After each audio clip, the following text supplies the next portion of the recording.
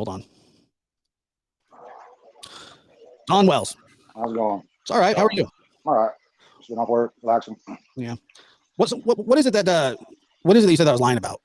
I'm not necessarily calling you a liar or anything, Josh. I'm just these kind of things create a mob type atmosphere, and people jump on. They jump into conclusions. I don't know if you can remember when all this first went down. And we had the psychics, we had the fake search teams. It was like a whirlwind of drama. It was bad. I mean, it was bad. I wish I could explain or express what it was like around my house when all this first started happening. I mean, it was absolutely horrific. We were trying to talk to the police. The police weren't believing anything we were saying. And I knew that my daughter had been taken. We were trying to talk to the police. The police weren't believing anything we were saying. And I knew that my daughter had been taken. And I was trying to express that to the police, and they was just eyeballing me like, yeah, right, kind of thing. And just questioning, lots of questioning. We didn't sleep probably for 3 days because we so worried sick for Summer that knowing that she's just crying or being hurt or whatever. So you got those kind of emotions going on, and then they want us to do the lie detector test thing, and we spent 2 days doing that. And it was just pure hell all the way around. And then there's just mass confusion also, really, because we had not only the police, we had first responders there, and that's what kind of choked up Beach Creek and Ben Hill Road. You couldn't even get in or out there for a good while for that night. You couldn't get in or out of our place. It was just so packed with, God bless them. They wanted to find our little girl. There was everything they could to help find her. But it was really mass confusion. Well, and I don't disagree that it's been a nightmare for you. I completely agree with that. But when you're saying stuff like, the other day you said something during you were on a rant, and you said that you asked CPS or welfare to come take your kids. I mean, that's not how it works. If I said that, I don't know why. If I said that, it's not accurate. Okay, if I said that, that's not the truth, because the truth of the matter is, we had a case. They were. Are you still under a gag order? Yeah, I mean, we're not supposed to talk about the boys, as far as where they're at and what's going on, or whatever. I mean, I don't know exactly, but I suppose. I mean, yeah, we're supposed to be really careful, but we sit in our house for 3-4 days. The police parked right outside our door every night. I'd go out and offer them coffee or whatever. And we weren't sleeping. We were not sleeping.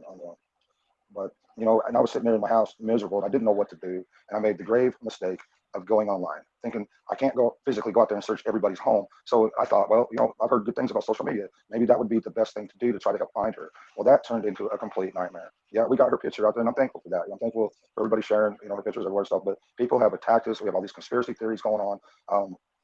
And people, it was so bad. And so many people, it was crazy, and still is, that would befriend us and act like they're our friend. They support us and everything, just to turn on us and blast everything we say, record everything we say. And it's been going like that for 2 years, still is today. Right. Well, but the only reason that's happening is because your daughter's missing. Right. Yeah, and she's been missing for 2 years. Right. And the police haven't even said, well, this is our theory with a suspect. And by the way, Don, they said that, hey, if we find out, like, if there is an abduction, we'll tell you guys if that develops, but it never did develop. It's never developed. Yeah, they have absolutely nothing. There's nothing. Or they have everything, right? Well, the only thing they've got as far as evidence is the dog trail. The dog that went down the dog trail. That's the only evidence that I'm aware of. But I've been told that the dog trail is not accurate either. I don't know. Well, I mean, there's a chance, who knows? Yeah, I mean, I don't understand. That's what I'm saying, is that I don't understand. Look, if we're thinking about this logically, and I'm not saying that you're not, but what I'm saying is, Candace says she's outside helping her mother. Right. And that somebody snuck up on the property and took Summer. Well, that's what we're assuming, because she just disappeared. They didn't see anybody. They didn't see anything. They didn't hear anything. All that they know is that she was gone. And also, you got to think about this, Josh. The boys were the last ones to see Summer. They were upstairs when Candace brought her in. She assumed that they were going to look after her, and everything was fine. We've never had no problems with her before. Nothing like anything. We've never had any problems. Maybe a few things missing. People stealing stuff at night, and that's. I mean, we've had gas come up missing and other various things come up missing. People. Don, are you 100% sure that you guys aren't going to face charges? Yeah, I'm pretty 100% sure. Yeah. That you'll face no charges when it comes to Summer's disappearance or the boys being taken? What kind of charges? I mean, no, I don't know. I mean, what kind of charges? No, what would we be charged with? Well, I mean, if your children get taken, there has to be a pretty high, like a high threshold that the judge signs off on. So, it's either neglect, abuse, or, if there's a couple other things, imminent danger. I mean, well, the danger was there's a lot going on. People sneaking up on our property in the middle of the night, and all kinds of things. You had the psychics down there almost get into a gunfight on our bottom property. But that wouldn't be why CPS would take children. Well, I mean, they got involved. As soon as Summer come up missing, they pulled up and said that they had to open a case because of Summer's disappearance. I don't know how all that works. I know nothing about CPS. I wish I did. Looking back, I would have thrown them off the property and told them to get lost. CPS? Yes. Now I know better. I wouldn't allow them even on my property. But if they come with a court order, right? You can't stop. No, they didn't come with a court order. That welfare, you have the right to tell them, you have the right to tell them, get the hell out of your house. They're not coming in your door. I've heard that. Yeah, I've heard that. And if you don't exercise your rights, you're just screwing yourself. But I was kind of willing to work with them, thinking, well, these are nice people. They're, I was a dumbass, and yeah, I let them take my kids. I let them when I could have kept them. Yeah, I was a dumbass. How? I pretty much let them take them because I didn't know how to tell them to go to hell. They're not taking my kids. But it was a bad situation in my house. It was. We had all kinds of stuff going on, and we had these YouTubers creating the mob type atmosphere, and people coming at our house. You've seen it, Bullhorn Betty and all them at the bottom of our driveway screaming. Sure. And this stuff's been going on for a long time, out of my job site, at my boss's house, everywhere. Just constantly harassing everybody everywhere. They was online with my boss's wife and everything else. And it was everybody. And everybody either jumped on board with this mob to attack us in every way. And yeah, I felt after Summer's disappearance, I was in my mind, I'm thinking, what's next? What's going to happen next? And I felt it was danger. It was dangerous for my boys. It absolutely was dangerous. And yes, so I was willing to. Yeah, I didn't want them at my house at that time. It was dangerous, bro, for reals. Okay, I'm not disputing that. But so this thing that Kathy puts out today, this text between Candace and Kathy, is that accurate? Well, let me just say this, okay? Look, I'm just a drywaller. I don't make tons of money. I don't, man. I'm sorry. I went to college. I've been in prison. I spent my time in prison, though, as wisely as I could. And I stayed in college the whole time I was in prison. But the guards would not let me graduate. They would move me around, and I'd have to go to a different college. So I have all kinds of college credit in different colleges, but I don't have a degree in anything. Yeah. I went to 4 different colleges. Okay, gotcha.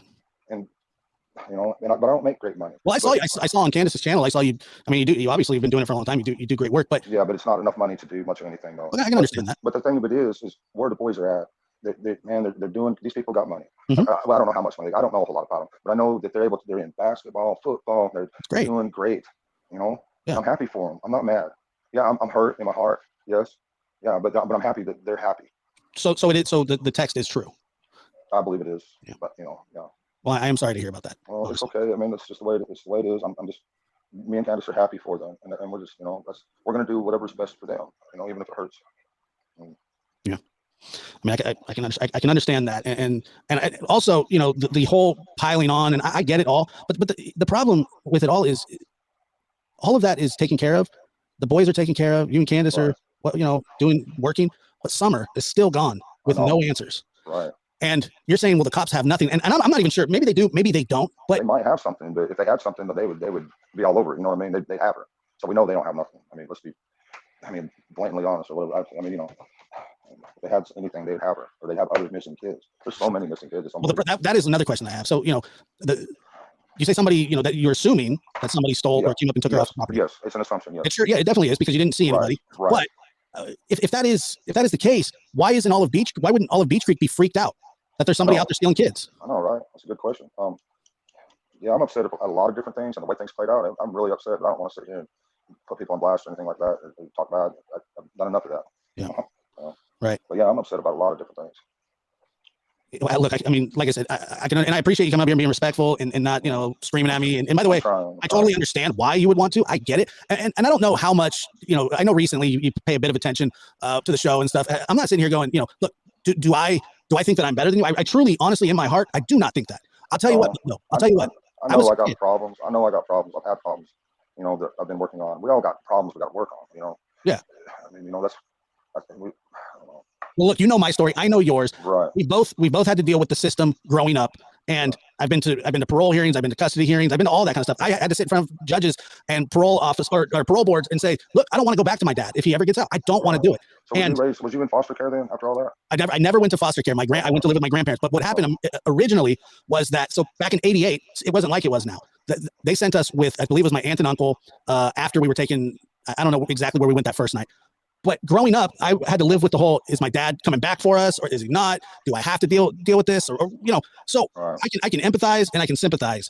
And, I don't think, I'm not telling you that you're just this terrible, terrible human. Look, I have my thoughts about you, Don, and I haven't been shy about them. And you have your thoughts about me and you haven't been shy about them.